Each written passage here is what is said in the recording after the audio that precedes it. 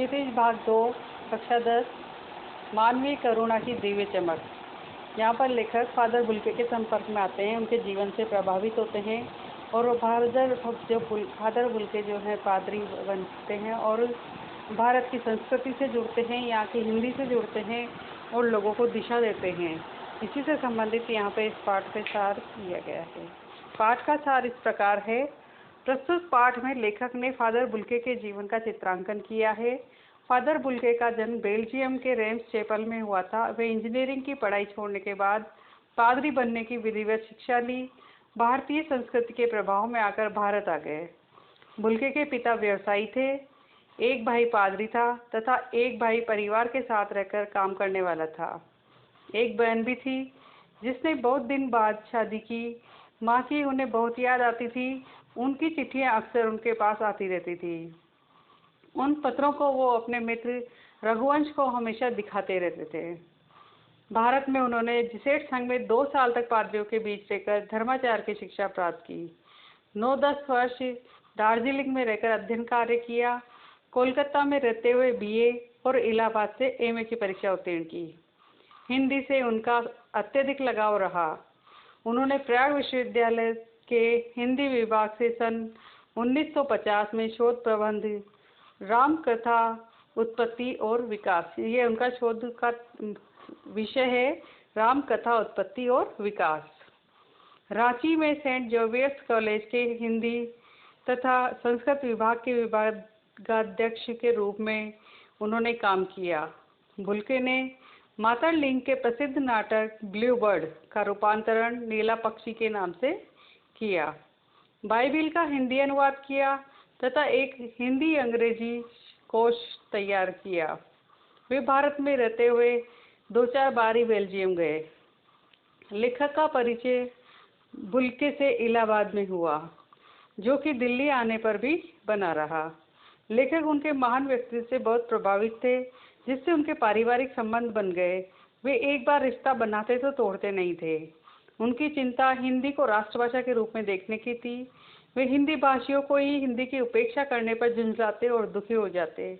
बहुत से व्यक्ति हिंदी को तूल नहीं देते थे और अंग्रेजी की तरफ भागते या अन्य भाषाओं की तरफ भागते थे, तो उन्हें बड़ा दुख होता था।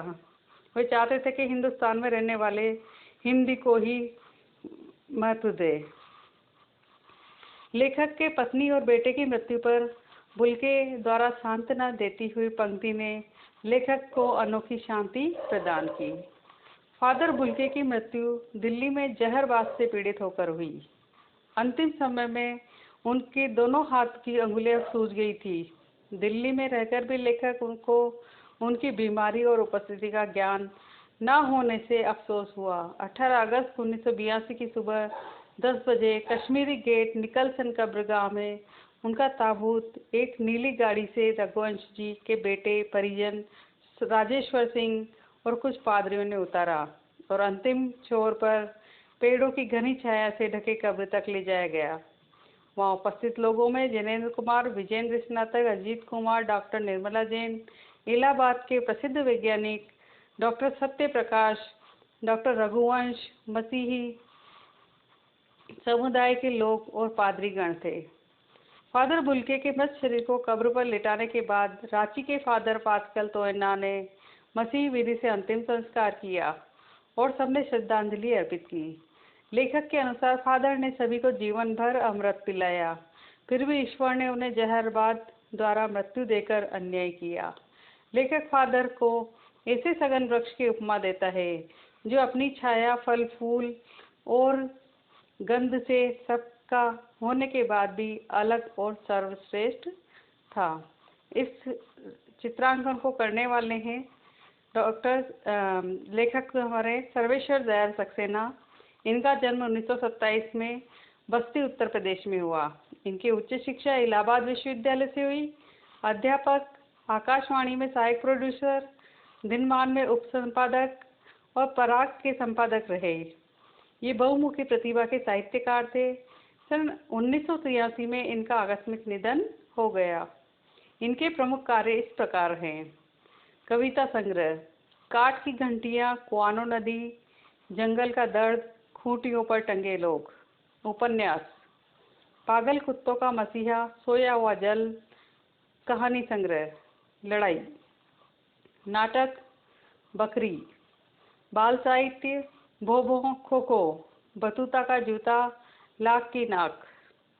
लेख संग्रह चर्चे और चरखे। कठिन शब्दों के अर्थ। जहरबाद, इसका अर्थ होता है गैंग्रीन, एक तरह का जहरीला और कष्ट साध्य रोग जो फादर बुल्के को हुआ था। देहरी का अर्थ है दहलीज। निर्लिप्त का अर्थ है आसक्ति रहित, जो लिप्त ना हो। आवेश का अर्थ है जोश। रूपांतर का अर्थ है किसी वस्तु का बदला हुआ रूप, किसी वस्तु का बदला हुआ रूप, रूप में परिवर्तन होना रूपांतर कहलाता है। अकाट्य, जिसको काटा न जा सके।